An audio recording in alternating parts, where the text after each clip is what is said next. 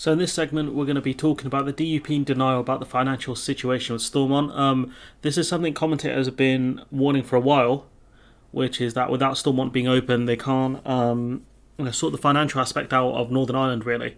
When it comes to budgets, when it comes to direct support to people, it does show you how much the DUP actually care about Northern Ireland, compared to how much they care about the Union. It's just shambolic, isn't it, really?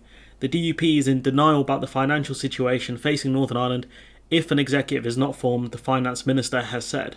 Conor Murphy warned departments could face having to stop some public services if the situation continued, and we already know the Northern Ireland Protocol is not the highest of concerns when it comes to the people of Northern Ireland. We've looked at polling in the past, so what they will be concerned about is public services stopping. I'm not sure which ones could be stopping. Will it be at the council level? What level will it be at? But people notice when public services stop. I noticed when last year, I think it was last year or 2 years ago, when they stopped cutting the grass outside my house in the public areas, when it was well above ankle height. I remember that stuff very, very clearly, and how annoyed I was, and my neighbours as well. So people notice once public services get cut, and at the end of the day, Sinn Féin and all the other parties' alliance will say, well, it's the DUP's fault. They've kept Stormont closed because of their dogma.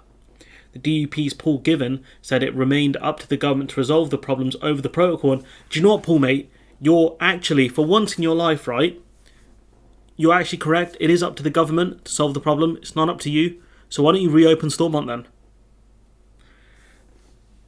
DUP, which came second, is refusing to re-enter a power-sharing executive until the parties concerned about the protocol have been addressed. And again, it's not going to happen, mate. It's going to take time to solve this. You know that.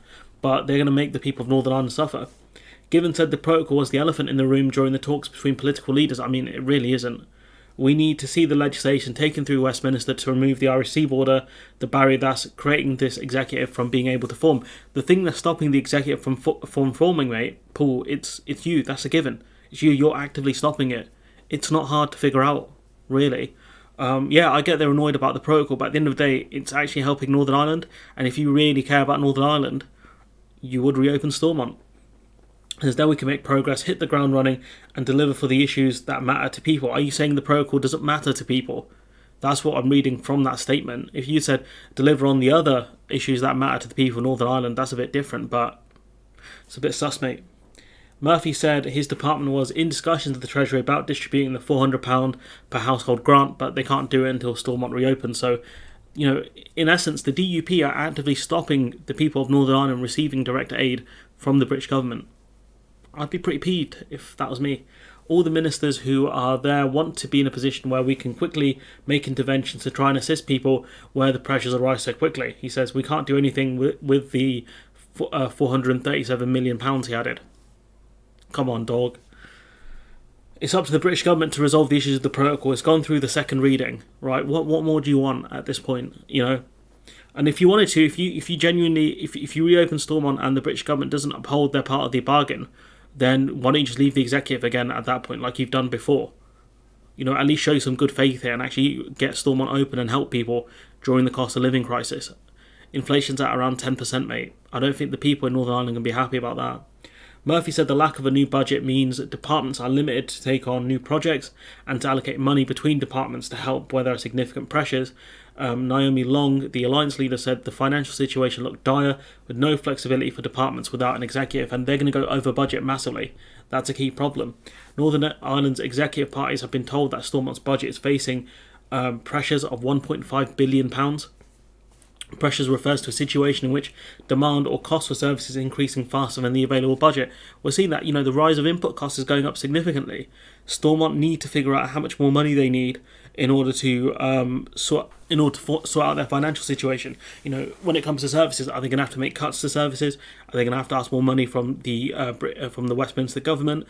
What are they going to raise taxes? What specifically can they do in this situation? It does not necessarily mean cuts of the same amount, as funds can be reallocated between departments or planned policies can be delayed. However, the lack of a fully functioning executive makes that sort of reallocation exercise difficult.